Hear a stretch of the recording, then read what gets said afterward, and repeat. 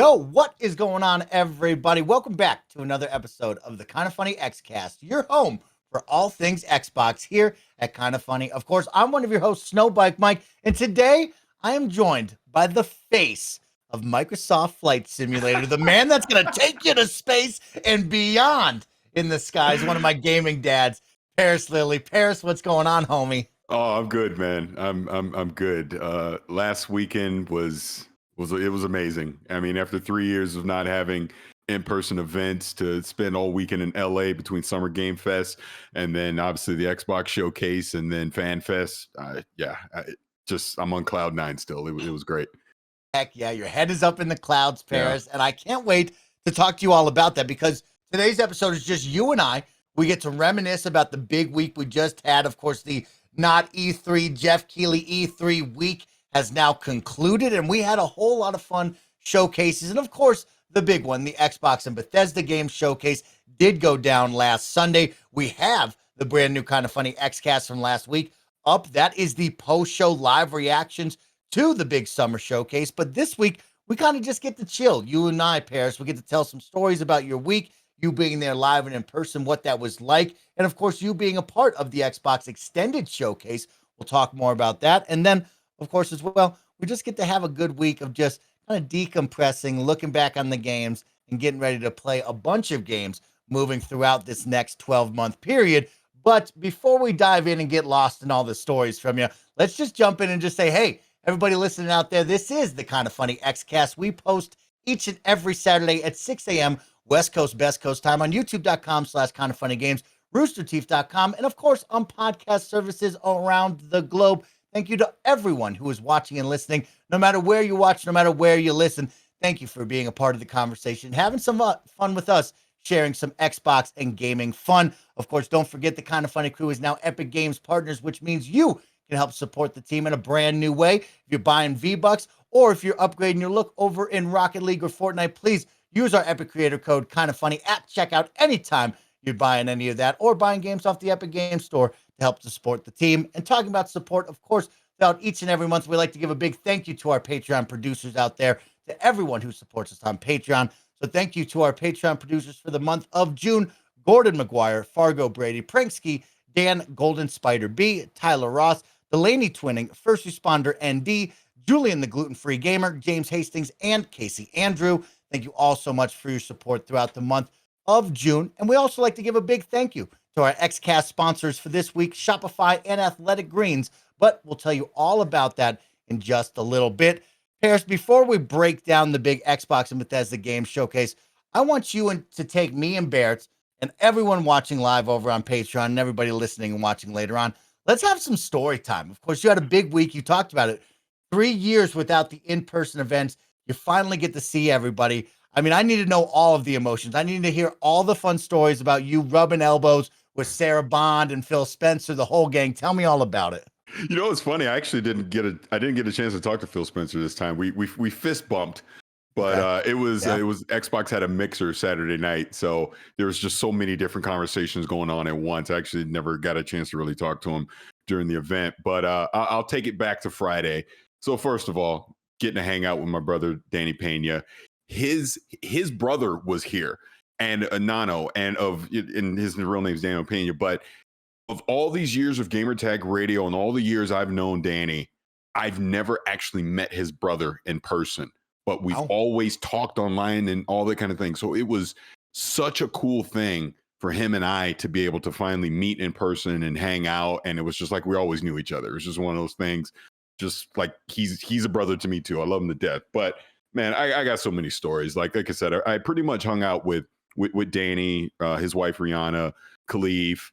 That was kind of just the main crew I was with. But just from Friday going into Summer Game Fest, and by the way, Jeff Keighley put on the whole Play Days, the 2-day event. It was fantastic. It was top notch. The whole setup on it. I would really like to see that continue, by the way. But I haven't started this way. So I go into Play Days, and Street Fighter 6 is there, right? And I'm like, oh man, I want to play Street Fighter 6. So I'm standing over there waiting to play, and one of the PR people is there, and I knew this person, and I'm just standing there, and he goes, now are you sure you want to play Street Fighter 6? Yeah, of course I do. You sure you don't want to play Killer Instinct? Got him. That Got him. that that started the entire weekend. You don't know how many people from Xbox was coming up to me, trolling me about Killer Instinct. Just other people randomly trolling me about Killer Instinct. I was dying the entire time around that. It was just hilarious. But one other funny story I have is I actually got a chance to talk to Matt Booty Awesome. during the mixer. We had an extended conversation. We actually were talking a lot about planes and stuff. It was really cool.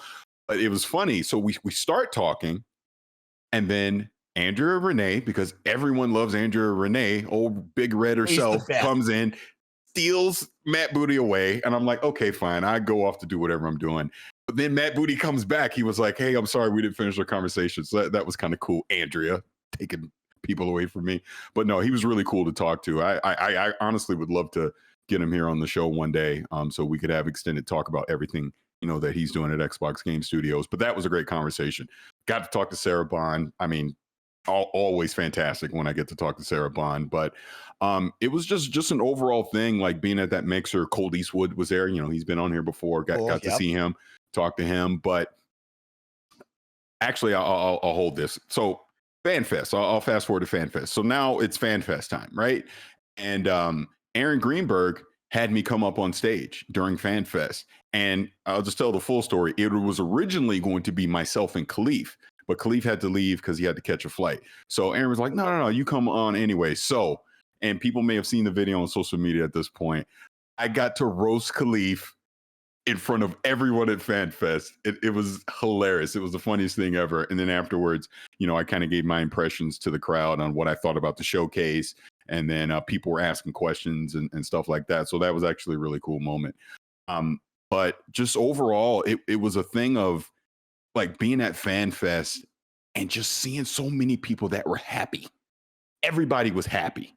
And that's the most important part about it to me is you saw so many people, no matter what you might have thought about the showcase, good, bad, or indifferent, but the people that were physically there at FanFest were so happy to be there and to see Xbox put on a first-class production with it. The setup on it was really great that they did down at LA Live, really interacted with the fans. Like they had a meet and greet so people could meet Phil and other people like that, and, sign autographs, take pictures, all that stuff. That was great. They had interactive stuff. Shout out to James Shields over at Xbox because he was over at, they had like a Design Labs booth, stuff like that. I mean, it was really, really cool. Really, really cool. It was so great. Like, and I told people this ahead of time. It's like, hey, if you see me at FanFest, I don't care if I'm talking to somebody or not, interrupt, stop me, say hello or whatever. And I had a ton of people that came up to me and were talking and taking pictures, and they tell story about Xcast, and like I said, the Killer Instinct thing was top of mind. People would get mad at me because I said In and Out's not good, but it's not good. And but it was a good time. It was a really good time. I had so much fun just during that weekend. Like I said, reconnecting with old friends. Oh, Jake Baldino over at Game Ranks, getting to hang out with him, to see him face to face for the first time. Skill Up, I got to hang out with him. A lot taller than you think. That was the other thing. You see all these people, you interact with them online, you're like, oh man, you way taller than I thought. Oh man, you shorter than I thought. It was that whole thing too. It was real fun. Young Ye was there. Just a ton of people in the industry that we know, interact with all the time, but to be face to face with them and to interact and to have those conversations. It was like I was telling you even before, Mike, I just really wish you would have been there. I really wish you could have made it. Obviously, Greg, Blessing, and Tim. I had never met Tim before in person. So getting to see Tim, it was like my long lost brother. We're just hugging it out the entire time, that we were around each other. But I mean, it was great, man. Got to see Uncle Pete, got to see Pete Hines, got to talk to him for a while. I mean, it's just so many conversations was happening, getting to see so many people, and it was just good. Like there was no negativity, drama, whatever. We're all there to celebrate games, to talk about games, to have fun with games. And that's how it should be. It's like you don't realize how much you miss that until it's taken from you. And to have that taken from you for 3 years and to go back in, it was just like, wow, this is the freaking best. I truly hope, as far as the FanFest component goes, I hope Xbox does something similar to this moving forward. I don't know, there's talk about E3 coming back and all that. I don't know if next year they'll go back to doing a live event or they'll continue to tape it like they've done the last few years and then just do this virtual showcase FanFest event. because I think it worked. I think it really worked in that way. Because I'll even talk about that really quick. So even being there at the virtual showcase, Phil came out. Aaron Greenberg is a showman. He just is. He was like emceeing the whole thing. Shout out to Malik and Kate who were there as well, like hosting stuff during the Fan Fest event. But like to have Phil come out and address the crowd ahead of time, and then you do the showcase, right? Like we would normally see, but we're all together and we're cheering and seeing all that stuff. And then at the end, Phil, Sarah Bond, I think Pete Hines, was it someone else too? I can't remember. But the point is they came out and addressed the crowd at the very end. And then Sarah Bond had a pretty moving moment where she, talked about her father who was there in attendance. And I got to meet Sarah Bond's father as well. Amazing man. He's real awesome. But it was like, having that, and then immediately after you had all the Fan Fest events, so the fans get to immediately go interact with each other and talk about the showcase and all the stuff that I said before. It was just great, dude. It really was. I've probably over talked it at this point, but I just want to stress for people that were sitting at home that weren't a part of that it was absolutely worth everyone time to come out to LA and be a part of that event that they had. And I know they did other events like down in Australia with Major Nelson and up in Toronto, because I know Steve Saylor was at the one in Toronto. But the point is, I would love to see them continue doing something like this, because I think getting all the fans together in a room together to be able to watch the showcase and that energy is just something I missed it. I really did. Really missed it. Parris, that's really heartwarming to hear the stories that you tell and seeing everybody come together, like you said, right? It's been so long, and I think everybody needed that. Everybody needed that nice breath of fresh air to see smiles, to see faces, and to celebrate the things you love together. And yeah, major shout out to Xbox, not only for the way they did it, right, which we're going to talk about a little bit later, but being in multiple cities at once, like you just brought up, Paris, right? It was really cool to see the team over in Spain and share those videos, the team up in Toronto, down in Australia. Like, that is really cool that it is a global event that everybody comes together with, and you get to see small pieces of that. I think they did a really good job with the extended, right? Got a couple of days. They get the footage from the different cities, cut it up, and splice it into the extended. It's like, oh, wow, that's really cool. Then over there in Spain, they were doing the same thing. They were celebrating, having fun, doing it all together. So that's really cool. And yeah, sitting on the, of course, we'll call that the live side of things. I want to know, we talked about it before the week ahead of time. What are the things that people popped for? That's what I want to know, right? We talk about a 95-minute show, and you were there live with the crowd. What were people screaming and cheering about? Did you have any feelings there? Could you tell what really popped? You mean during the actual showcase itself? Yes. I think the biggest one was opening with Redfall. I think that was kind of a surprise. Okay. By the way, the night before, I freaking called this. Y'all who were there know what I mean. But I think Redfall got a pretty big pop, and it showed very well. I thought it looked a lot better than I was personally expecting it to be. I think Forza Motorsport stole the show. That thing is a visual showcase. Like that was an absolute stunner. To have that there and to see what it is. Like, that is a next gen racing sim. So yeah, I can't wait to get my hands on it either. I definitely thought that was a highlight, and obviously at the very end, with Starfield, everyone, like, they basically built up to that moment, and that was the main event.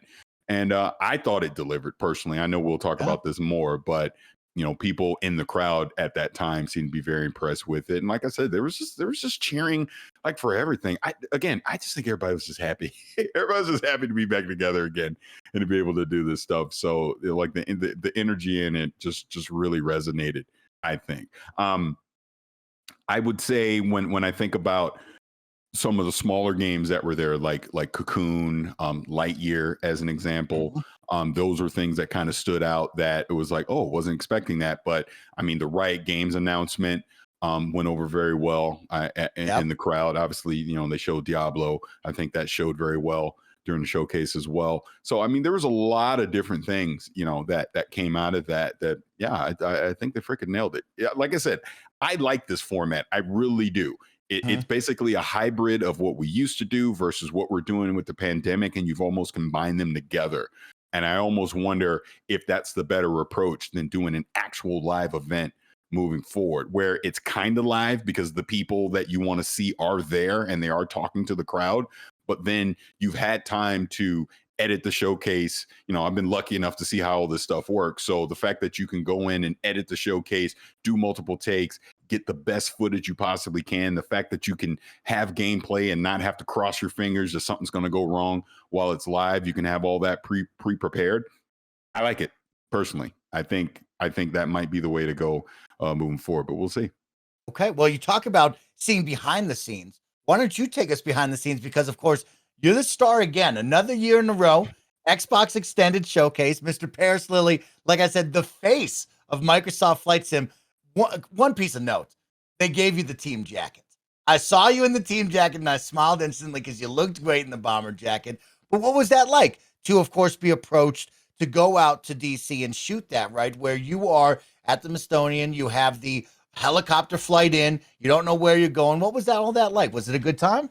So two things before I go into that. First of all, when I was talking about FanFest, I said Malik and Kate. I misspoke. I meant Kelly. It just Okay, there we go. Brain fart right there. I meant Kelly. Kelly's awesome. It was great to finally meet her in person. Second part of that, let's address Extended first. I was so happy to see Aaron yes. Ashley Simon be able to co-host that event along with Malik. Having the opportunity to do it myself last year and to now see her be able to step into that role, it was awesome. And that would actually mean her pretty much hung out the entire weekend as well. So that was great because at first, they weren't announcing who was doing it. And I was actually sitting with her and Aaron when they decided, hey, can I announce this? And then Tina Summerford came over. She's like, yeah, say it. So she announced it at FanFest. So that was awesome. But she did an amazing job. That interview she did with Sarah Bond was fantastic. I love her to death, and she just absolutely knocked it out of the park.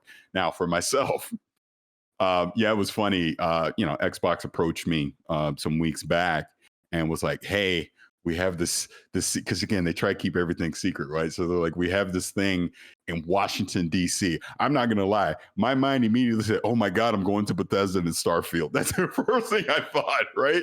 But no, it was Flight Sim and it was with Jorg. And we got to go to the National Air and Space Museum, Smithsonian. And that whole process, it was a 2-day shoot that we did. And I was legitimately flying that helicopter. When you see me talking, the pilot that was next to me, I didn't take off or land, but once we were in the air, he gave me a tutorial, showed me how to work the controls and everything. Rad.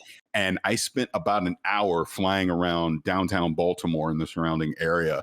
So that footage that you see is from that. I will say behind the scenes, the gymnastics that had to happen because there's 2 camera people behind us to get in that helicopter and to get the angle on my face that they did. You would not believe it. It was such a cramped space that I'm in being able to do that. But it was so fun to fly around in that helicopter. And then Jorg and I, we got to drive around Washington, D.C. to kind of, get some shots of the, the various monuments around there. And, we had like banter back and forth. I would love to see all the stuff that's on the cutting room floor because we were hamming it up the whole time, But then we went to the actual Air and Space Museum and we spent the entire day there, got to walk around, got the tour. I mean, being with Jorg Newman and his knowledge of aircraft, especially World War II aircraft, was just like, I'm legitimately, when you're watching this, I am being educated. I truly am, because he was telling so many different things about all these planes and the history of them and all that. Oh, it was cool. Very educational. I mean, getting to see the Space Shuttle Discovery, and that was, oh my God, it was just so awesome. And obviously, you've seen that shot with the SR-71 Blackbird. Yes, cool.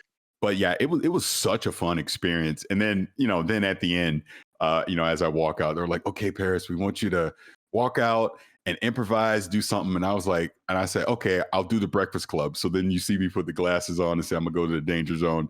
And I put the fist up. That was total Breakfast Club freeze frame moment or whatever. So, and I didn't get a chance to see it until everyone saw it. So it was so funny. Again, going back to the weekend, I had so many people that I knew from the production and everything that saw it. And they're telling me, oh my God, it's so good. And I'm like, well, I haven't seen it yet. Oh, so that was good to see when it finally aired. But yeah, I just had to thank Xbox again for allowing me to be a part of the extended show once again, having a small part in there. That was a lot of fun. And hey, you never know what might happen in the future. Maybe I might show up again someday, but we'll see. But even if I don't, I am just so thankful for the past couple of years to have the opportunity to be a part of it, because I learned something every time. And just now seeing how production works and everything, I have so much respect for people in production and people that have to host. And like, that's the other thing with, even with the flight sim shoot, is the multiple takes. We had to do multiple takes from different angles so they could do their quick cuts back and forth. Like, they shot us from the front, then they shot us from the back, then they shot us from the side, and then you got to repeat your lines and the back and forth. But it was fun. We had a lot of fun with it. And again, Jorg is just awesome, and you can see it in that trailer. What he's added, him and his team has added into Flight Simulator, and what they're going to continue to add to Flight Simulator. It's very impressive. It really is. Yeah. Last night I took off in the Halo Pelican. Last night I couldn't resist. I had to do it. Jumped right into the Pelican, and it is so badass to fly over Lake Tahoe in the Halo Pelican. It was the coolest experience. So can't wait to see what they add. But we actually, before we wrap up the behind the scenes and the story time with you, Parris, we actually have an awesome question coming in from the live chat right now over on Patreon. Shinobi 3005 says, "Hey Parris, did you try Game Pass on the Samsung TV?" Of course, this is something we saw announced earlier in the week before the big weekend. We knew about what was happening there. And then for you, Parris, you were at Playdays with Jeff Keighley. You got to check that out. So I want to ask you, what was Game Pass like on the Samsung TV? And what were some other standout games that you got to play? You brought up Street Fighter 6, but I mean, Cuphead, The Delicious Last Course was there, and so much more. So give us a little rundown of what you got to play and experience there. I'll put a pin in the Samsung thing, and I'll talk about the other games that impressed me. So, like I said, got to play Street Fighter 6. And again, I'm not a big fighter guy. That's why I stuck my foot in my mouth the other episode about Killer Instinct. But, being able to play it and is just a smooth. And I know a lot of people on Twitter was telling me to talk to Maximilian or whatever. He was there, but I didn't get a chance to talk to him, unfortunately. Outriders, believe it or not. Outriders, the new expansion that they're bringing in. Got to play that. Had a lot of fun with it. I think I even tweeted it out during the weekend. I was like, kind of think I want to play Outriders again. It was good. It was good. The enemy confrontations, everything that was in there was World Slayer. It's called. Had a lot of fun with that. You brought up Cuphead, being able to, shout out to Jen, but being able to jump in and play that was great. I'm really anticipating that DLC when it comes out. Trying to think what else really stood out to me. God, there was another one that really stood out to me from Playdays that I'm just not thinking of. I did not get a chance to play Sonic Frontier. A lot of people were talking about Sonic Frontier. Yeah, I unfortunately, unfortunately, I didn't get a chance to play that. I'm trying to think. Oh, Gary would love this. I got to play the Power Washer DLC. Oh, he's gonna be jealous. He loves that. He loves that. Yeah. I was thinking about him the whole time. Oh my God, it's something. Like describe it, because I've been listening to a lot of. I played the escape room game. I played that as well. Escape Academy. Yeah, Escape Academy. I'm very excited about that. Yeah, that was cool. That was cool. If you're into that concept of it and the problem solving that goes into that was really cool. That was a lot of fun. I'm completely blanking, and it's not an ID at Xbox game. Gosh darn it, I'm blanking on. I'll come back to it. Samsung. So that was actually one of my more anticipated things to go hands-on with. And it was so funny because when I walked over, they knew exactly who I was. The second I walked over there from Xbox and Samsung. And, I tweeted it out. I think some people saw what my impressions that I had, and I took a few pictures while I was there as well. But the thing that I took away from this is here's a couple things on it. Yeah. So going hands-on with it, if I walked up to that TV and you handed me the controller and I clicked into the Xbox app and started playing Halo, I would not have known I was cloud streaming. From a visual standpoint, from a latency standpoint, it was seamless. It was great. Now, on the flip side of that, you're in a controlled environment. I don't know what the internet connection was. So it is absolutely valid, people that are skeptical, that to say, well, that proves nothing because you're at a demo place, at a location, and it's basically a controlled environment. Valid. Okay. But I love the Gaming Hub UI. I love the discoverability of it. And it isn't just Xbox. Xbox obviously partnering with them, so they're the feature. They're going to have GeForce Now in there. They're going to have Stadia on there, Luna, all that stuff. They're going to have some built-in Samsung games that you can cloud stream as well. But I played Halo. I played Psychonauts 2. It was great. I played the campaign, I played multiplayer, and then I played the campaign on Psychonauts too. It was a seamless experience. I had a great time with it, no issues at all. But to put the caveat, I mean, it is a controlled environment. Now, here's where I have a critique.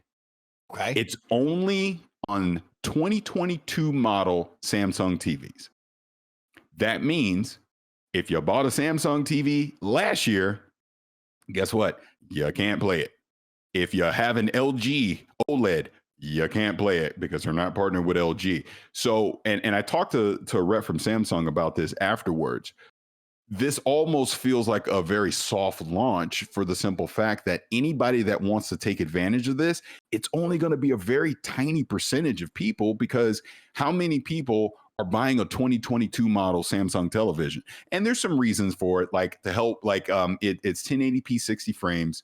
The Samsung TVs will do some 4K upscaling for you. And there's some internal hardware that helps with latency, things like that. So I get, from a hardware standpoint, maybe you don't want to showcase this out the box on older hardware that may not be able to support that, right?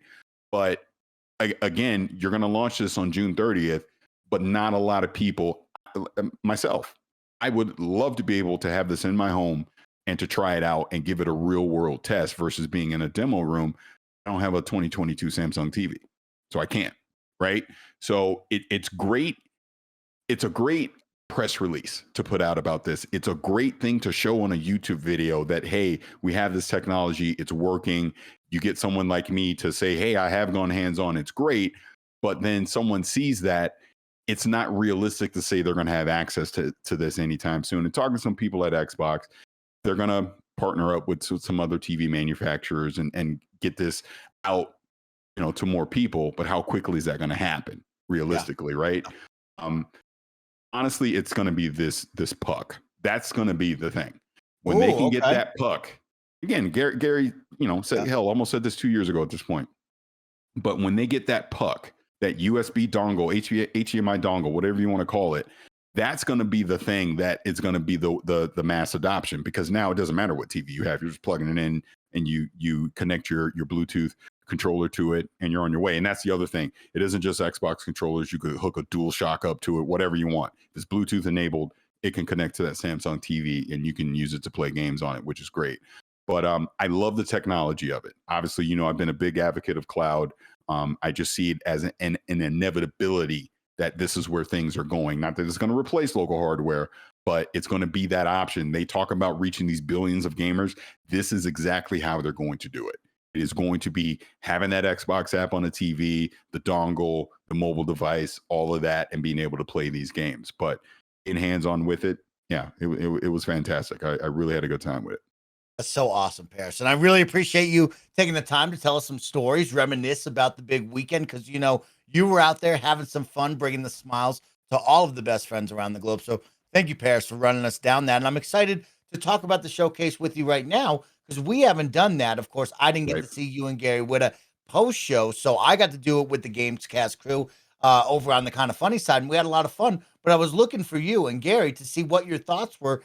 Gary popped in for just a little bit, said he was a little underwhelmed. Right. But of course, we will learn more when Gary is back. But you and I get to kind of break it down and talk at our own pace about what we thought. But we'll do that right after a word from our sponsors. This episode is brought to you by Athletic Greens. I've been using AG1 the last few months because I figured it was well past time I start thinking about vitamins, but I'm usually not the biggest fan of their format. So being able to drink a flavored water is much more up my alley. And I'm a huge fan here of the fact that it doesn't taste super healthy. It kind of has like this mild tropical taste to it that I look forward to every morning. With one delicious scoop of AG1, you're absorbing 75 high quality vitamins, minerals, whole food source superfoods, probiotics, and adaptogens to help you start your day right. It's time to reclaim your health and arm your immune system with convenient daily nutrition. It's just one scoop in a cup of water every day. That's it. No need for a million different pills and supplements to look out for your health. Athletic Greens is going to give you a free 1-year supply of immune-supporting vitamin D and 5 free travel packs with your first purchase. All you have to do is visit athleticgreens.com/kindafunny. Again, that's athleticgreens.com/kindafunny to take ownership over your health and pick up the ultimate daily daily nutritional insurance. athleticgreens.com/kindafunny. This episode is brought to you by Shopify. Shopify gives entrepreneurs the resources once reserved only for big businesses to everyone. So upstarts, startups, established businesses, content creators alike can sell everywhere, synchronize online and in-person sales, and effortlessly stay informed. I love how Shopify has the tools and resources that make it easy for any business to succeed, from down the street to across the globe. Our content creator friends use Shopify to manage all their merch sales and stuff, and I recently got Gia a pair of Allbirds from the Allbirds website, which also uses Shopify. So that's an example of big websites using Shopify for their sales. You can gain insights as you grow with detailed reporting on conversion rates, profit margins, and to help you supercharge your knowledge of your sales and your success. You can go to shopify.com/KFgames, all lowercase, for a free 14-day trial, and you can get full access to Shopify's entire suite of features. Grow your business with Shopify today. Go to shopify.com/KFgames right now. That's shopify.com/KFgames for a free 14-day trial. Shopify.com/KFgames. All right, everybody, welcome back. Yeah, Parris, I'm really excited to look back on the week we just had. We just had two showcases, of course, the major Xbox and Bethesda game showcase and the extended showcase. So I want to talk about all things in between, Right. and really just pick your brain about what you thought. You kind of told us about the in-person live experience, but let's talk about what were your initial impressions and thoughts coming out of Sunday's events. I thought going to the 12-month window Yes. was the right move. Absolutely. Okay. Because what were the complaints before the showcase? When Redfall and Starfield got delayed, everyone panicked. Oh my God, what do they have? Are they going to have anything to play? I don't know. Show me what you have to play. Then the other complaint was, I'm tired of these CGI trailers. I want to see gameplay. So, and I talked to people at Xbox about this, and that factored in, because they even said they listened to the community, they listened to what people were saying. They wanted to see a near-term roadmap, and they wanted to see gameplay, and that's what the 12 months did. And I think they nailed it in that aspect. I feel like I'm getting things to play in 2022. Are they going to be the big AAA experiences?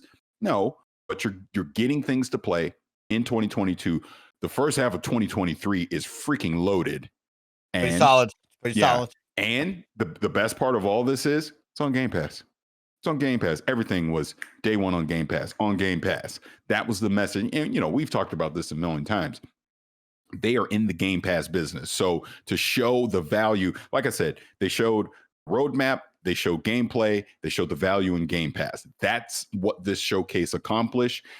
I would hope to see, when I talk again about things that lessons learned out of this, I hope they can take out of this of maybe that's a better approach moving forward for the quote unquote big mega show.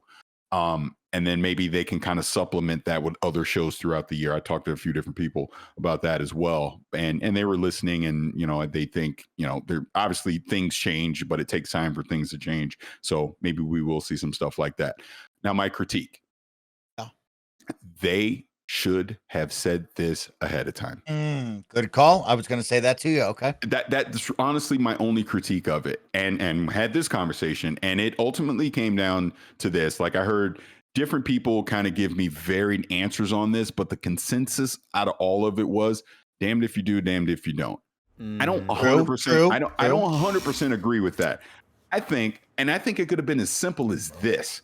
If Aaron Greenberg a week ahead of time tweeted out, just to set expectations, we're only going to show the next 12 months of what we have to offer. That's it. He could have done that a week ahead of time. I think that sets expectations. So Gary did actually give a lot of his extended takes on this week's Games Daily. They spent like 45 minutes on his takes on the Xbox showcase, and then the last 15 minutes actually talking about News Story. It was a fun show. And that was something that we were kind of speculating on, because he kind of agreed with you, where it was like, why didn't they kind of do that ahead of time?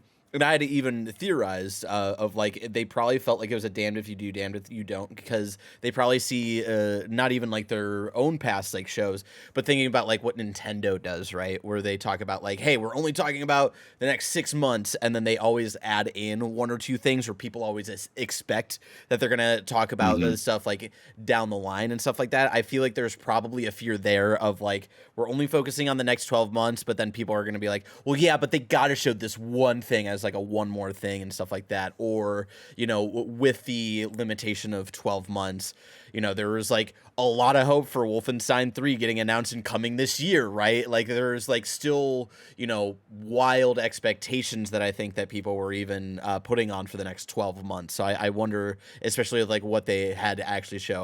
I do kind of believe the whole like, you know, there was going to be no winning in that scenario because people were either way going to run wild with their theories and predictions and stuff like that. Yeah, and that's what I'm saying. Trust me, hearing people explain it to me from the Xbox perspective, I get it. I'm just looking at it from the other side of the fence, thinking, well, if I would have known, like Sarah Bond, basically, I think it was Sarah Bond, that she came out and that was what she said, right at the beginning. So I get it. So immediately when she said that, I set expectations in that moment. Well, probably not getting Avowed. Damn sure ain't getting Perfect Dark or Fable. Probably won't get Hellblade 2. Like, I immediately took those games out of my mind. But I think a lot of people in the community didn't. And there was some, like Gary said it himself, that, you know, his expectations were a little too high. But I think this is why I said, if you said it ahead of time, I think someone like Gary would have set his expectations a little lower on that. Not that what they showed was terrible, but I think it was, you were expecting to see certain things. I'm telling you right now, before Sarah Bond said what she said, I 100% believe we were going to see Avowed at that show. I 100% believe we were going to see Hellblade 2 at that show. I did. So I would not have thought that if I knew a week ahead of time that they were only going to show the next 12 months, because I highly doubted either two of those games would have been in the next 12 months as examples. So Wolfenstein is another one where I'm like, oh, we might see, we might not, that kind of thing. But like I said, for what they showed and for what they were doing, I was on board with it. I think they showed enough quality content over the next year that, okay, I get it. This is why you subscribe to Game Pass. Look at all the stuff that I'm going to get over this month. Makes sense. Redfall showed great. Starfield showed great. All right, I'm in. And like I said, Forza knocked it out of the park, in my opinion. Let's go. Let's go. Great. They had a great show. But that would have probably been the only critique I had. I just think the messaging of that part could have been a little bit better. But was that just a reaction to the two big game delays and this is a temporary thing? Or are they going to do that moving forward? I guess that's a bigger question to ask, because you obviously want to have some future looking, like some announcements of some game CGI trailer, and then maybe they go dark for a couple years, and then the actual gameplay stuff you show is obviously going to be in the near term. Are they going to stick to this 12-month format, or was this just a temporary thing where you legitimately had people talking about, I'm going to cancel Game Pass, or what do they have? I don't know. And this was almost an answer to that. Like, no, you're fine. You ain't unsubscribing. Look at all what we got. Stick around, kind of thing. So we'll obviously see what the plan is on that. Like I've said before, and I'll say now, I personally think condensing all of this into basically one mega show in June between the showcase and extended, I actually wish, in a weird way, I wish they would take what extended is and break that up throughout the year, where you have these extended looks with games. Like, you actually go to the studio, as an example, sit down with the team. What are you working on? And obviously I know the pandemic, makes travel a little bit, but we're kind of getting out of that. So maybe you can start doing things like that. Have little mini shows or little mini events or docu-series throughout the year where you're keeping people updated on games. Like Everwild is a great example of this. What the hell is going on with that game? I don't know. Oh, boy. Because they've not talked about it in forever. I would love to see them go to Rare and get an update on Everwild, as an example, right? So things like that, where I think instead of just throwing all this information to us all at once in June, you can kind of allow some of these other smaller games, give them room to breathe, give them their time to shine, right? Where you can go talk to them. Like, look, like the thing they did with Stalker 2, Oh my God, that was fantastic at the end with Extended, giving us a real life view of what's happening over there with the people making that game. Not that you necessarily, that was obviously more of a downer, but you get my point where you Yeah. can spotlight a studio. You can spotlight, maybe they go to In Exile. Let's see what In Exile's doing, right? Go Love talk that. to them, see stuff like that. You see what I'm saying? So I think there's an opportunity for them to take what they do in June and make it a kind of an almost throughout the entire year thing. And again, we're not saying inside Xbox. That doesn't necessarily have That's to what I come was back. going to go to. Make Inside I, Xbox. I Sounds don't. I like don't. I don't think that it sounds needs like to. it to me. But I don't think it necessarily needs to be that. Like I said, make it more personal. Look, I'm not trying to pat my own back or toot my horn, but like what I just got to do with Flight Sim is a great example of that, where you get the developer, you get the head of the team to talk about the game, to kind of update on the things that they're working on, but you do it outside of the typical sit down studio setting, right? You actually go to their studio and talk to them to have a sit down, or you go to a significant location that is a part of the game and you talk about it, stuff like that. I think that opportunity is there for them to do that moving forward. But not to ramble on about this too much. Oh. I just think what they did with this showcase was good. It was the right move. And it'll be interesting moving forward to see, how they handle it. Yeah, I'm with you, Paris. I liked the focus on the 12-month aspect and the window right there. And I think this is number one, right? This is ground zero. You rip the Yeah. Band-Aid off, so now we know what to expect the next time Right. if this is where we continue. I do agree with you there, where I think you do need to find a way, though, to sprinkle in a little bit more, right? I think we Mhm. missed out on those, not the CG trailers, but like the big, oh, wow moments of this is what you have to look forward to. This is what we have the behind the scenes that's Mhm. really going to draw you in there. But I do agree with you. I think they proved why you need to stick around on Game Pass for 12 months. And I was pretty critical coming out of that show. I've watched it 3 times since, and I am still pretty critical because when you look at this first 6 months, the end of this year, 2022, there is no big AAA banger coming out of the Xbox first party studios, right? This was more of a, hey, we worked really hard on Game Pass to ensure that you have a solid lineup of each and every month. You're going to get some really good games for you to play, which is great and awesome. It just still leads us to the question of what is going on over there with the first party studios? Why do we Mhm. continue to have the conversation of, oh, just wait till next year or the year after that, right? And they showed us on that second half, we're going to have a really great lineup. Redfall, Starfield, Forza Motorsports, and Minecraft Legends all in that first 6 months window, which I appreciate. I like that, right? But it still goes, okay, well, when are we going to kick this on where it just becomes second nature that we know we're getting those big AAA bangers from the first party teams that we have so many of? Speaking of, you brought up Minecraft Legends.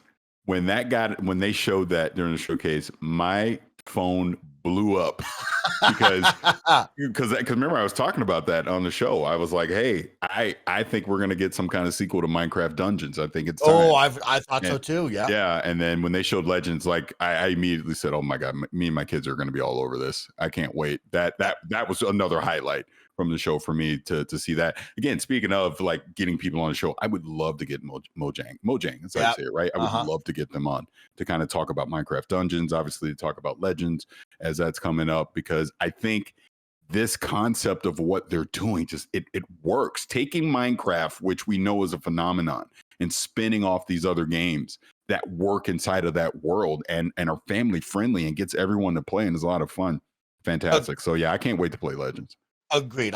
They've won me over with Minecraft Dungeons, where I believe in that formula, like you just Yeah. brought up, right? I am willing now to jump into that Minecraft world and try different genres and different ideas that they have for gameplay. So very well done from them. I do look forward to going hands-on with Legends and seeing how that plays, especially riding the high off of Dungeons. But Yeah. there's a lot of games like Redfall to me.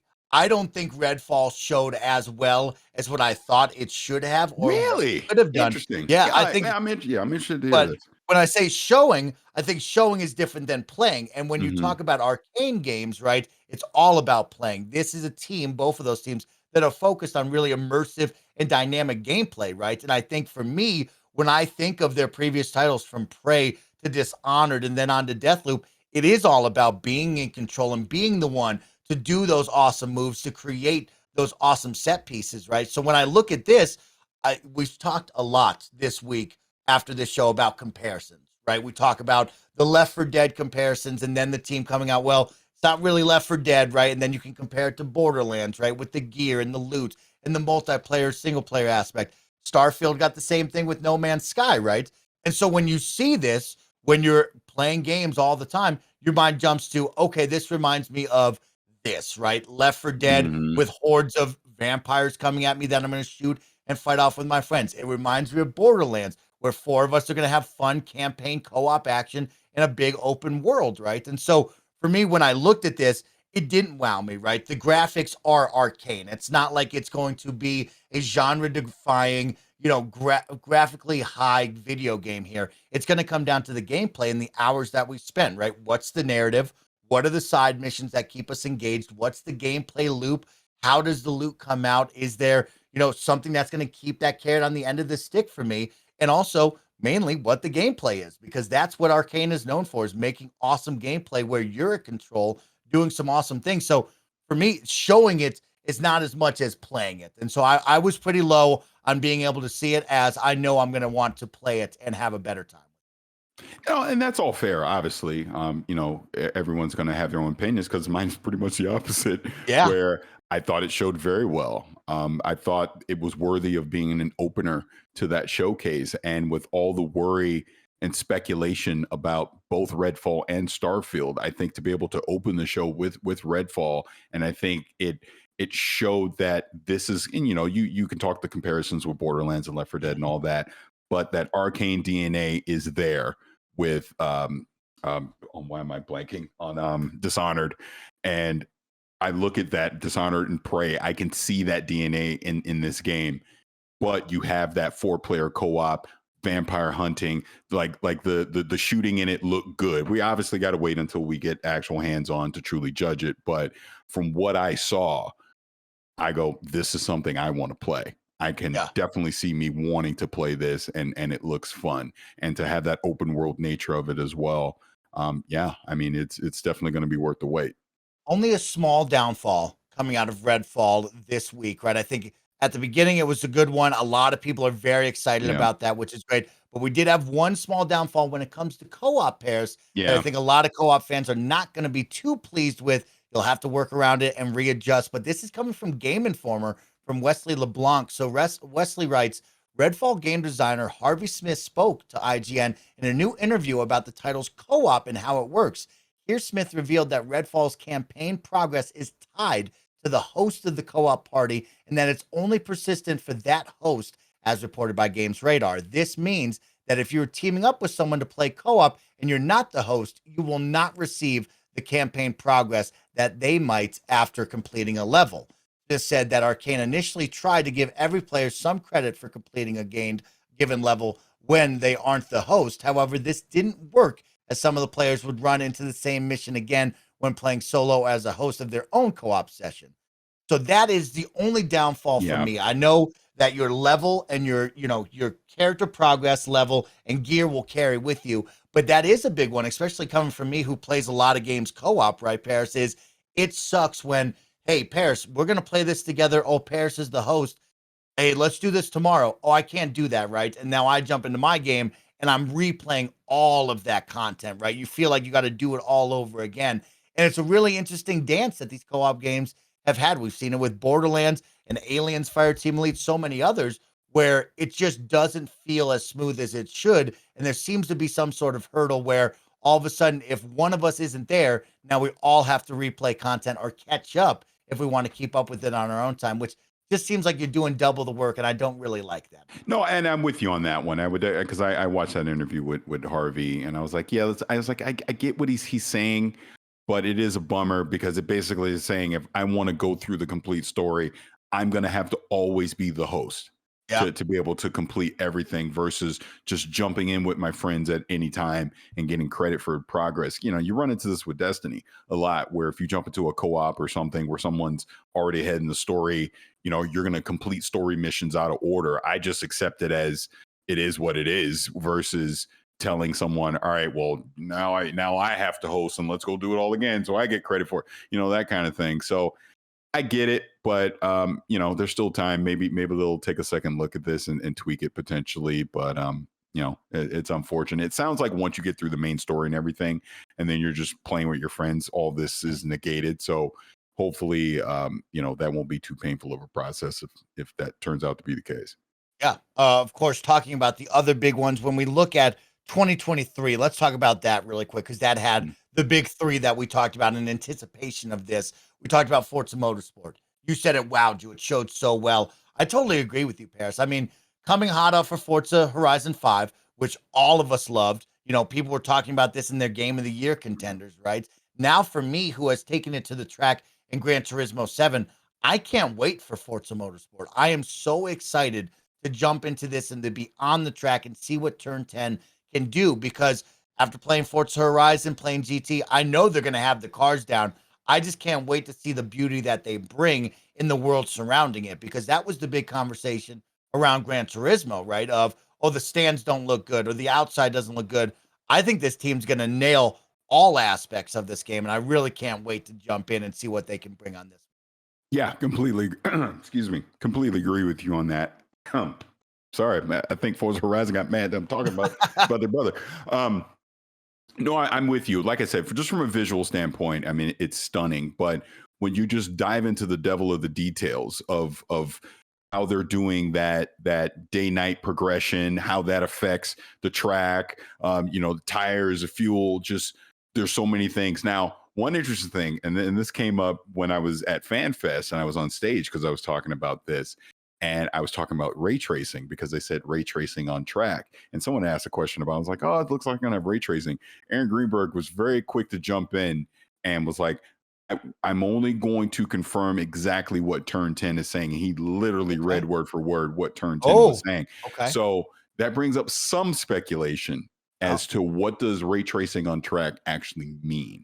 Is that in game while I'm playing ray tracing, or is that literally if I'm on the track, I can go into photo mode with ray tracing? The replay. Yeah, exactly. Yeah. So we'll have to see on that. And obviously, Turn 10 has some time to clarify that. But I found that interesting that he was made crystal clear.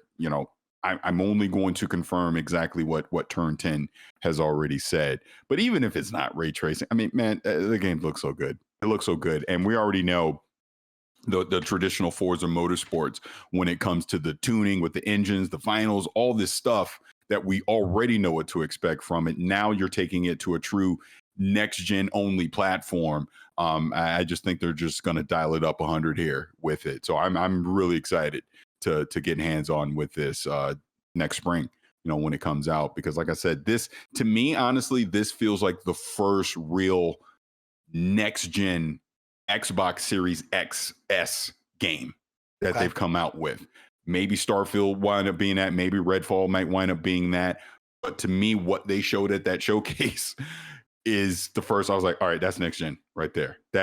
You ain't doing that on Xbox One. You're only doing that on the next gen consoles and PC. So we'll see when it comes. Really excited about that. And then, of course, The Ender, Todd Howard, and Starfield. And I agree with you, Parris. I think Starfield showed very, very well. I think there's been a lot of conversation about comparison. There's fans out there who don't like the look, the engine of Starfield, right? And of course, over there with Bethesda and those games. But for me, this is exactly what you, I, and Parris, and a lot of us have talked about, right? This was going to be Elder Scrolls and Fallout in space. And this is exactly what I wanted to see. I know that the narrative is going to be very, very good. Todd Howard and the team have proven that time in and time out. And that's what it's really going to come down to, is the narrative, the side quests, and now what is going to be driving me. And it's going to be those thousands planets to explore, right? I cannot wait to see all of that. But the idea that this didn't look good, or this didn't look like an elevation of what we saw with Fallout 4, I mean, I'm wowed by that conversation, because I thought it looked very, very good. And it's exactly what I want to see out of Todd Howard and the team over at Bethesda. Yeah, I think what's happening here, people are keying on a few different things. First of all, people are looking at some of the performance of in the demo, but this is exactly why they delayed the game. It's to make sure that they can finally tune this and nail the performance, right? Because people were, oh, it's only going to be 30 frames, is it going to be 60? We obviously don't know yet, and we won't know until we probably get into 2023 when they officially say it. But this is why they delayed the game. You can't tell me any different. They delayed it because of performance issues, which, hey, if it's not living up to expectations from a performance standpoint, take more time to get it right. That's what I personally think. And they will probably take this entire 12 months. I'm not expecting to see Starfield until May of 2023 personally, but we'll see. The other one is, like you said, is the No Man's Sky comparison, which is fine. Because, okay, if Bethesda was inspired by something they saw in No Man's Sky, or maybe they borrowed some elements from No Man's Sky, does it really matter? I don't think it matters. I think you judge a game for what the game itself is. We know this is going to be a classic Bethesda RPG, something that No Man's Sky is not. So if they're taking concepts from No Man's Sky, but then they're layering on top the Bethesda RPG elements to that, I want to see that. I want to see how that works out. And then, like you said, just from the visual standpoint, I never once walked into this expecting it to be this visual eye candy showcase. I think it looks good enough. I do. Yeah. I think this is definitely a step up from what we've seen previously with Skyrim and Fallout 4. So from a visual standpoint, it's going to be fine. And then let's just talk about what Todd Howard himself was saying. This game is huge. Whether it is curated planets, procedural planets, whatever, they're giving us 100 different solar systems and 1,000 planets. Now, how many of those are actually going to have things to do on them? We'll see. But we know they said from a curation standpoint, this is the most they've ever done. They said from an actual story standpoint, this is the biggest one that they've ever done. You know, some of that might be marketing speak, some of it may not be, but this is a very ambitious game. And that's what excites me about it. It is the fact that Bethesda is even attempting to do something like this. And for its first showing, for the reveal, because think about it, until less than a week ago, we know what the hell this game was. Now we know. Now we know what it is. And I think for a reveal to actually see what Starfield is, I was impressed by it. That sense of discovery, being not obviously 100% realistic space sim, but to make this more realistic, to take elements of realism and apply it into this game. The fact that you're going to be able to create your own ship, the fact that you're going to be able to create outposts, the fact that you're going to have the RPG stuff like I talked before with factions and NPCs and all the quests that you're going to be able to do to all these different planets. You can dock on the space stations. There's so much going on in this. Is there really any surprise that this game got delayed? I don't think so. Once you really said that they're doing everything that they're doing. So I'm excited for it. Like I said, being able to briefly talk to Pete Hines about it over the weekend, they're excited about it. They know how ambitious, because what he said to me was funny. He goes, I hope now people can see why we had to delay the game, because we've got a lot going on. And it's true. So yeah, I'm looking forward to it.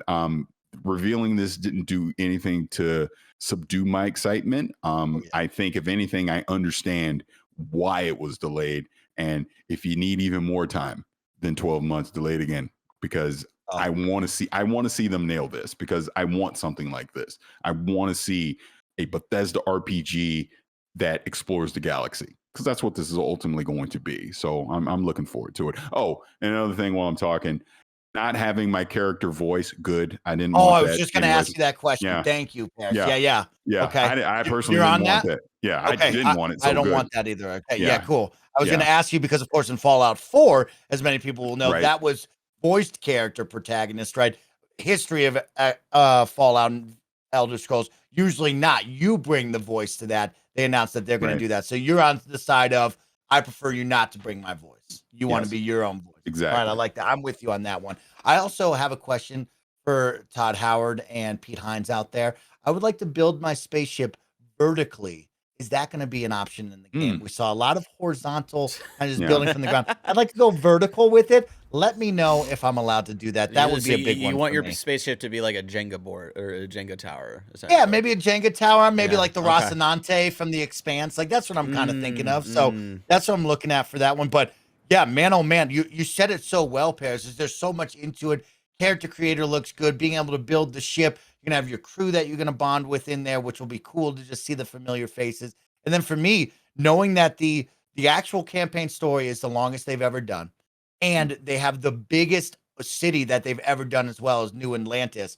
I can't wait to go explore that and run around. I think some of the coolest stuff will be the discovery. And they touched on it so Mhm. well of like the water cooler moments of when we're going to play this game, we all come back on the podcast or on social media and get to see where you've gone. What kind of crazy adventures have you gone on? They sold me on all that and beyond with what they showed here. So really, really pleased with Starfield and how that ended the show. Let's take a look over at, of course, 2022. So I touched on it before. Not any big, you and I said, not any big AAA first party bangers here, but we do have some lineup coming from the first party teams.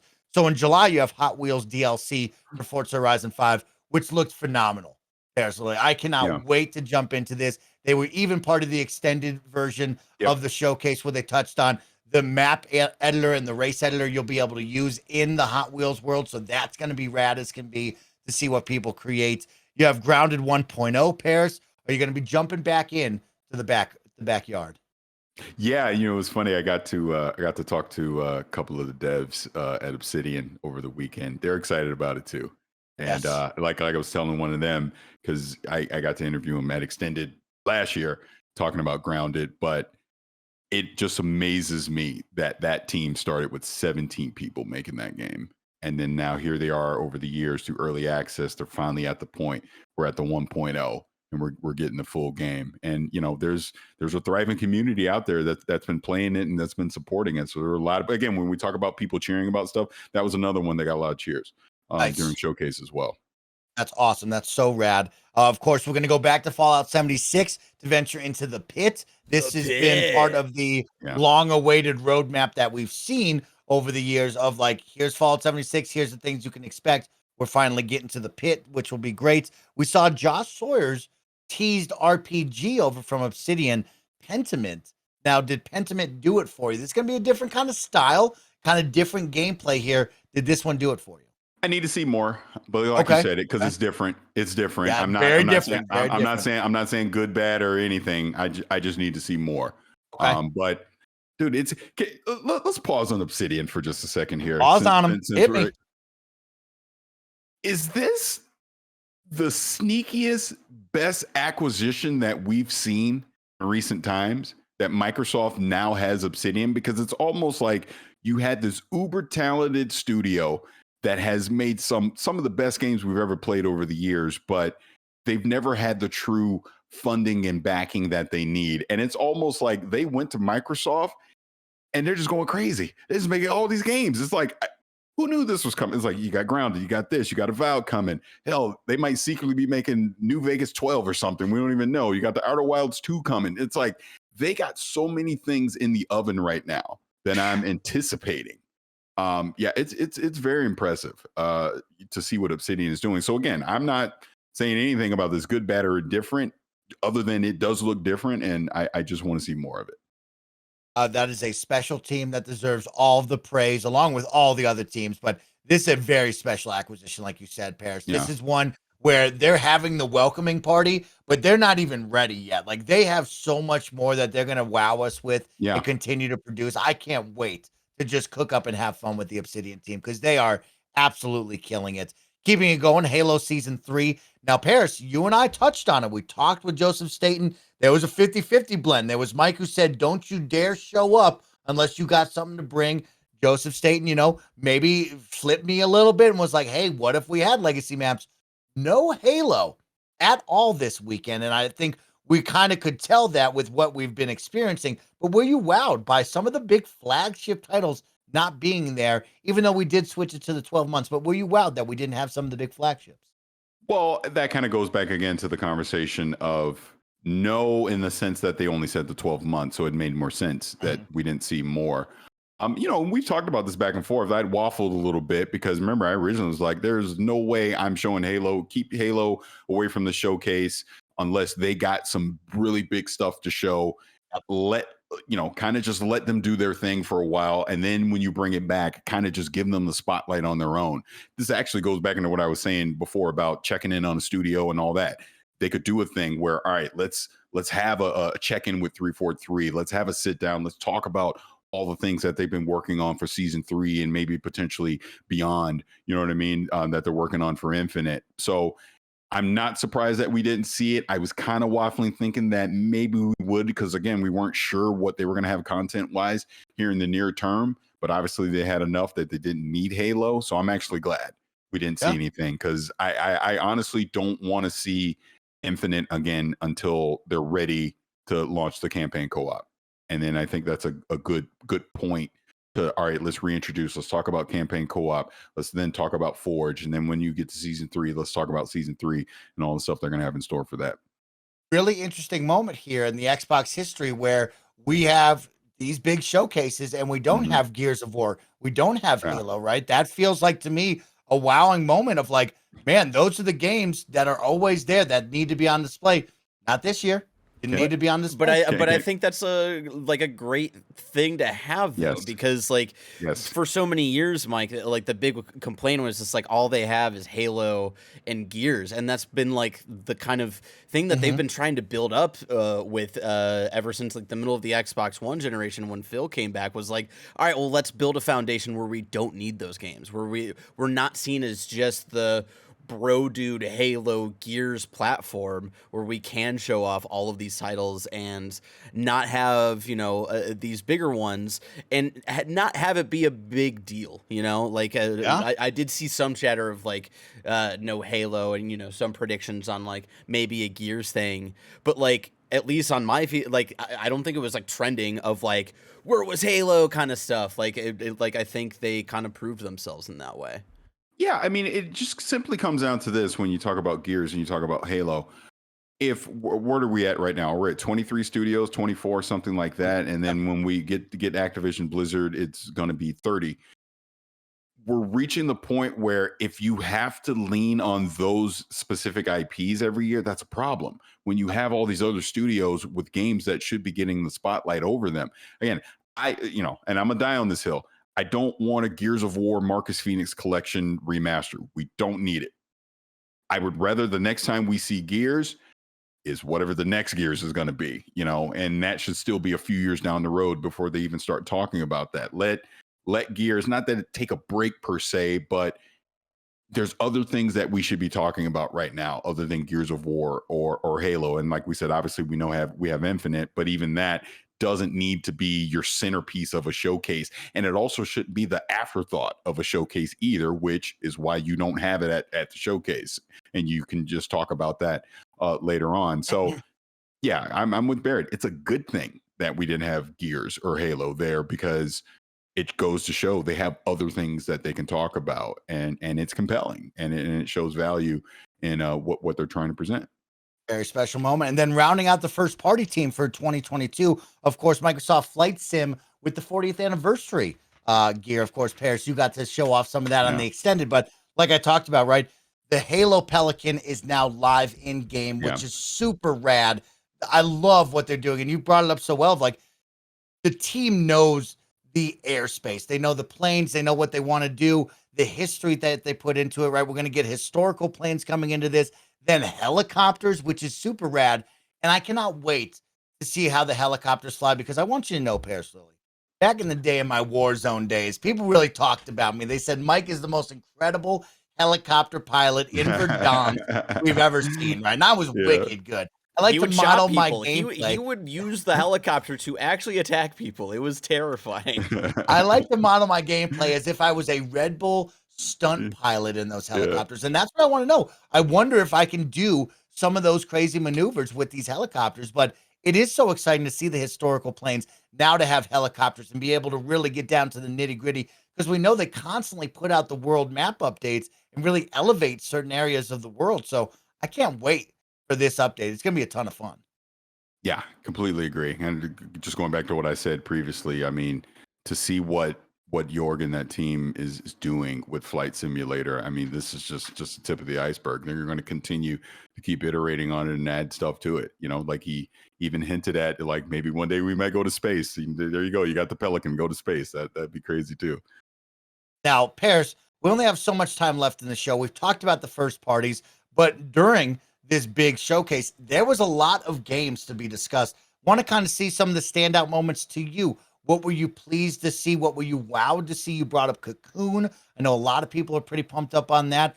What were some of the games that you really were wowed by? So I'm blanking on the name of this, and I'm kicking myself. It was the one. There's two. One that was similar to Forspoken. Why am I blanking on it? Oh my god! Blanking on the name. Flintlock or something? Or no, Ravenlock. Ravenlock. No, it's definitely Flintlock. No, it's Flintlock. No, I'm looking at it. Flintlock's the third person one with the gun and the little dog. Okay. He's definitely thinking that one. But the other one, the other one where it was the guy walking around, it was The Last Case of Benedict Fox. Thank you. Yes. That one as well. Yeah. That will be the 2022 Artful Escape. Yeah. Or whenever that comes out. Well, with actual gameplay and like a, with gameplay, which will story be cool. and stuff like that, Hey, I like Artful Escape. I liked Artful Escape, but it was lacking in gameplay. I thought it was okay. Gary, I'll give that. I mean, Barrett, I'll give that to you. I like that one. Yeah. But those, and then, like I mentioned before, Lightyear is the funny one to me because I think this again goes back to talking about the value of Game Pass. I'm tell you right now, I probably wouldn't buy Lightyear if it wasn't in Game Pass for the simple fact that I don't 100% understand everything that it is. It looks like it's part farming simulator, part Titanfall, part exploration game.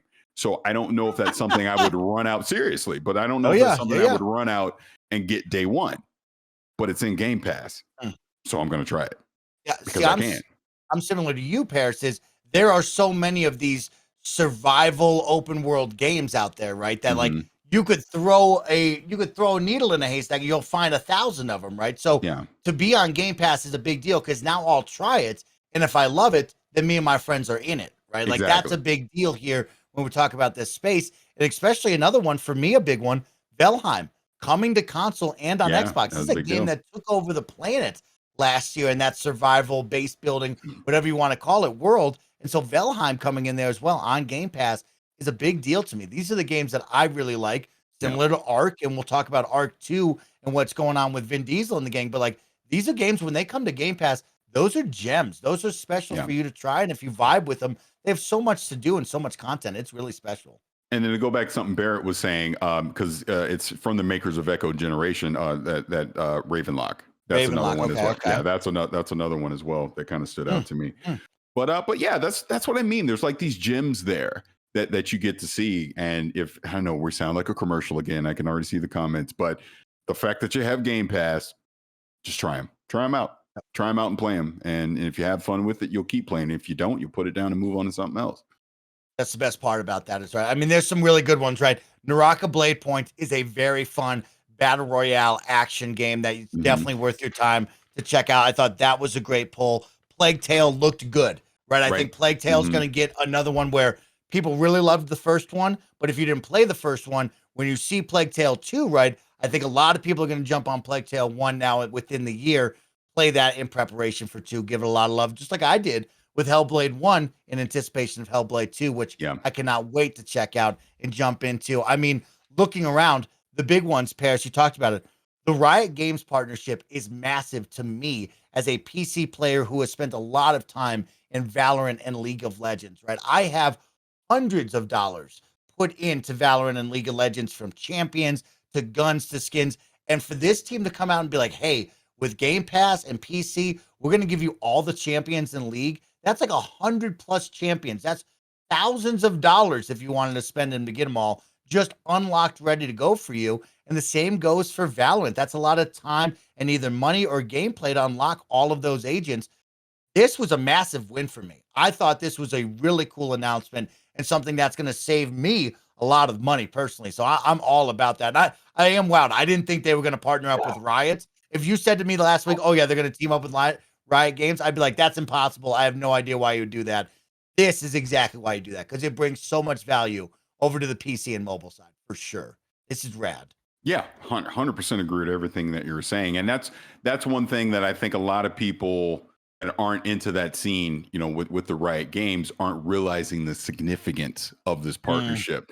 And if you pay careful attention to the wording of it, I don't think this just applies to games, because remember, Riot's getting into the entertainment business as well. So that might also factor into this too down the road. So yeah, it'll definitely be something to keep an eye on.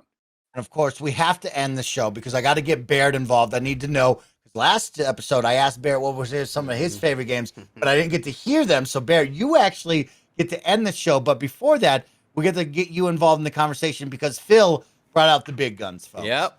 Of course, we saw the announcement of Persona right now. We get Persona 3, Yeah. 4, and 5. And I know I Barrett will actually thought correct of me Barrett with too. Yeah. the Thought of certain Barrett. Yeah. little sub names on those. But you get Persona, right? And then we saw Hideo Kojima come out, and it's like, hey, this is official. What Jeff Grubb told all of us back in the day that Kojima is going to be brought on board to make and utilize Well of the Cloud and some awesome game.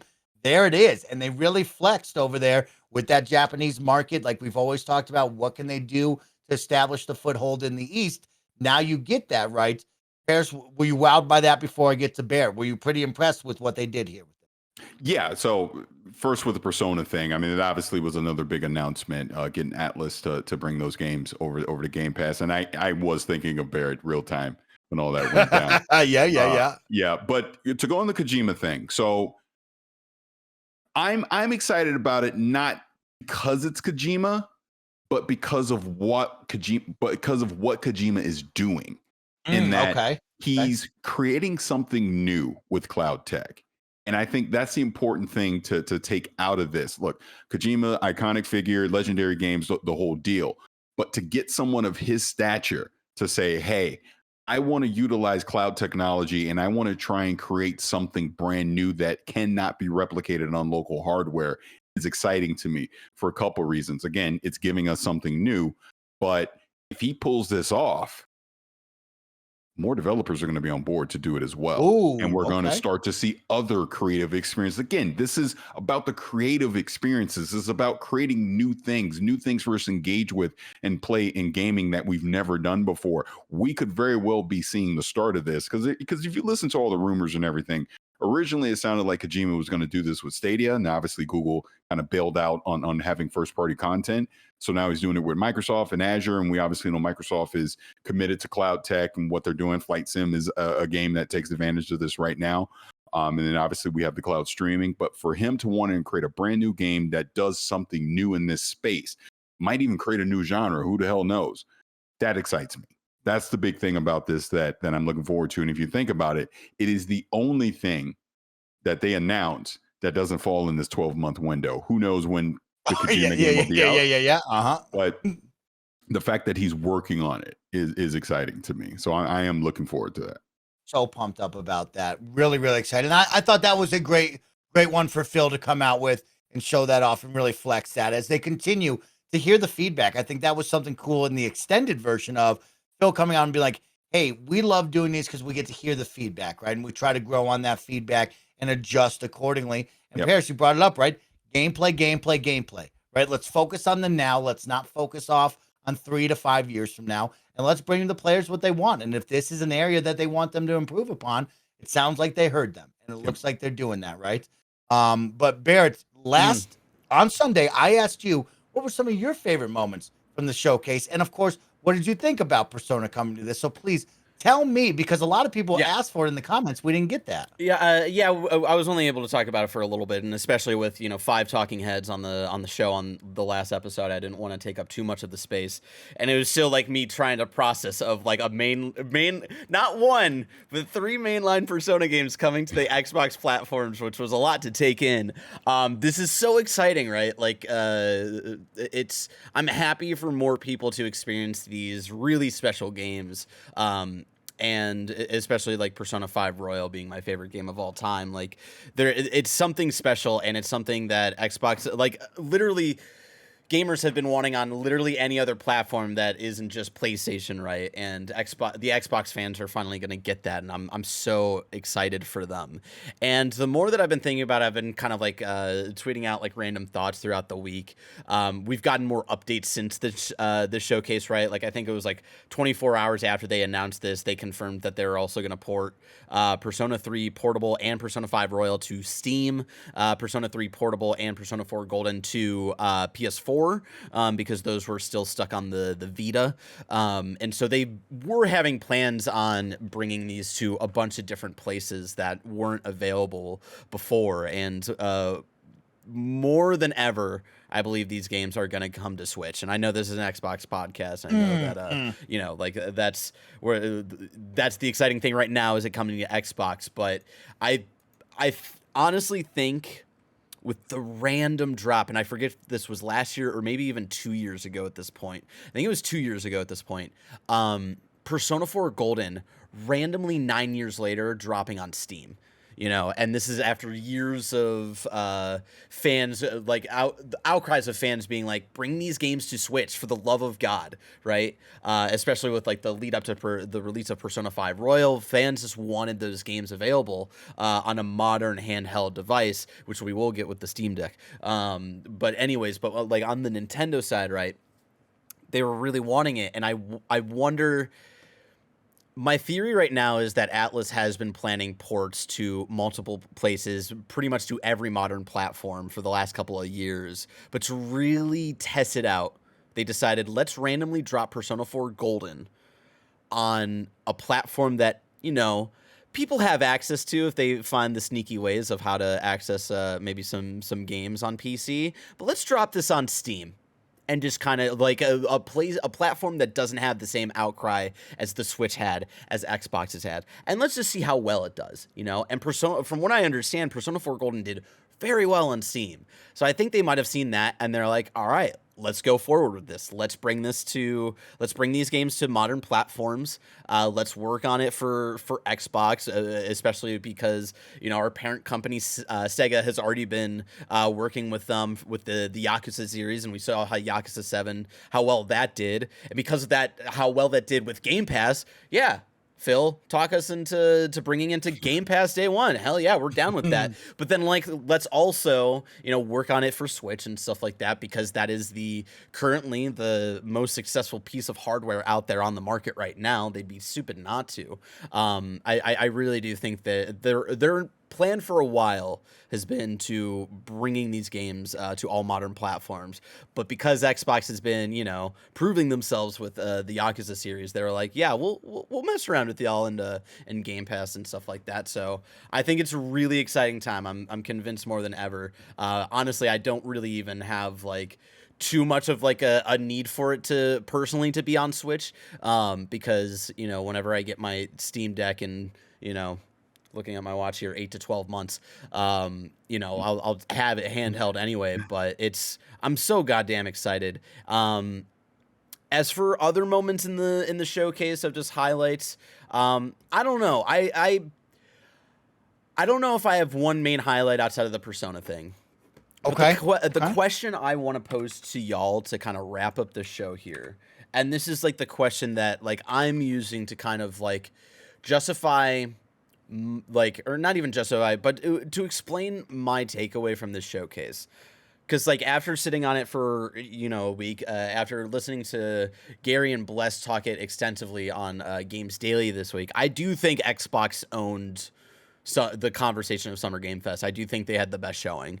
And, you know, I agree with, like, maybe they should have given a heads up on just 12 months. But I do kind of, like, understand, like, being in a rock and a hard place with that situation. But the thing I have here is the graphic they show of coming to Xbox PC over the next 12 months. And you see 50 titles, 43 of these titles coming to Game Pass. And this screenshot alone of like what's happening in the next 12 months, one of these little images is Halo Infinite Season 3, and the rest are so many varied franchises and new titles and all of this stuff. And this to me right here was like, yeah, this was a great showcase to me. And so showing all of this, thinking about the rest of this year, the beginning half of 2023, like I posed the question, do they have enough for the next 12 months? Yes. Yeah. Yes, 100%. They have shown you the value of Game Pass. They now know, players know that they are going to be able to play something each and every month that is new and different to them. They'll be able to try different games and genres that they might not have tried, right? And I think it will be a very quiet, dry year, right, of first-party titles. We're going to come hot off of last year where they were the Metacritic Publisher of the Year. They hit us with a number of first-party titles. This year, we don't get that, right? But we will buy our time, and they showed that the start of next year, 2023, you will get 3 to 4 big AAA first-party titles from Minecraft to Forza and beyond with Redfall and Starfield. And then hopefully next year when they do this presentation, they do the 12-month thing again, and we see what's on the second half of 2023 and the first half of 2024, if this is to believe what they do. But they did show that they have the games that are coming. Might not be first-party games, but they showed that they have the partnership and then the games coming your way. Oh, And also the other highlight, I lied, I did have a highlight. Andy's scream when Silk Song was revealed at the very beginning. I need to figure out how to make that like his like text tune whenever he texts me, because it's so perfect. I watched that clip at least 5 times today. Also the High on Life Justin Roiland game, I'm very excited for as well. I just realized something that we did not talk about, and this kind of kicks off their 12 months of value of Game Pass. Teenage Mutant Ninja Turtles is coming to Game Pass day one, and I've had a chance to play. I'm trying to make this quick. I know we're running out of time. But, I had a chance to play it past few days. My son and my nephew have also had a chance to play it the past few days, and they kind of X'd me out of their adventures. But not that I'm bitter or anything.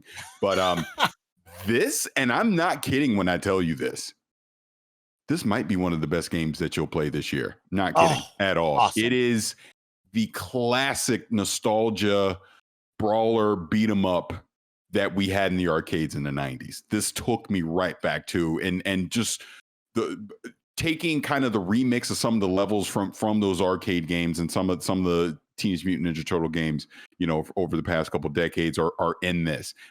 It is 6-player co-op, and I got to do 3-player co-op max, but it's 6-player co-op, and man, it is just so much fun. I believe it's 16 different levels that you get to play. All the classic characters from the Teenage Mutant Ninja Turtles are in this. Bebop, Rocksteady, Shredder, you know, on down the line.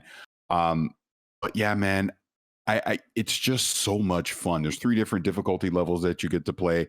Once you go through the story, you can unlock Casey Jones, which they showed during Summer Game Fest. Play with him as well. Every different turtle, April O'Neil, Master Splinter, Casey Jones, they all have their different attributes and skill sets that you can take advantage of. But it's so much freaking fun. You just have fun while you're playing it. And let me tell you right now, Mike Barrett, that Ghostface Raekwon track on there is just absolute fire. Absolute fire. I could not believe. I was like, wait, what? And then I saw the press release come out as well about it. Dude, it's so good. I'm going to tell you right now, this is an Xbox show. I know we preach about Game Pass all the time. I don't care if you don't have Game Pass. Go buy this game. I think it's like $24 or something like that. It is that good. This will be one of the best games that you play, and you will want to play this with your friends. I believe the way it works, it's not cross-play co-op, so I don't think you can be on PC and Xbox or Switch or whatever and do co-op. I think you got to be either on Xbox, on PC, etc. You can do the couch co-op where you can have 2 people on the same Xbox playing, but if you want to do the network co-op, everyone needs to be on their own console to be able to play. Right? That would be the only thing about it, because that's how my son and I got to play. He had to be on the S, I was on the X. You know, then the nephew came over. He hopped on the. Still better co-op network stuff than, you know, what Nintendo offers right now, right? Right. Yeah, but, when Battletoads didn't have co-op. But it's fun as hell. And then the coolest thing about this is, once you go through the story mode, you actually can jump right into this. You can go arcade mode if you want to. And arcade mode is just like the arcades, where you just play it. You have a set number of lives, and you play through the entire thing, just like arcade. And I haven't done that yet, but it's there to do. And I'm definitely going to do that with my son coming up soon. And obviously, once it's out and we can do 6-player co-op, man, I definitely want to link up with people and do that as well. I can't wait. This is one of the funnest games that you will play this year. Abso-freaking-lutely. I'm not saying this is Elden Ring game of the year, but damn it, Jeff Keighley better be talking about this at the end of the year.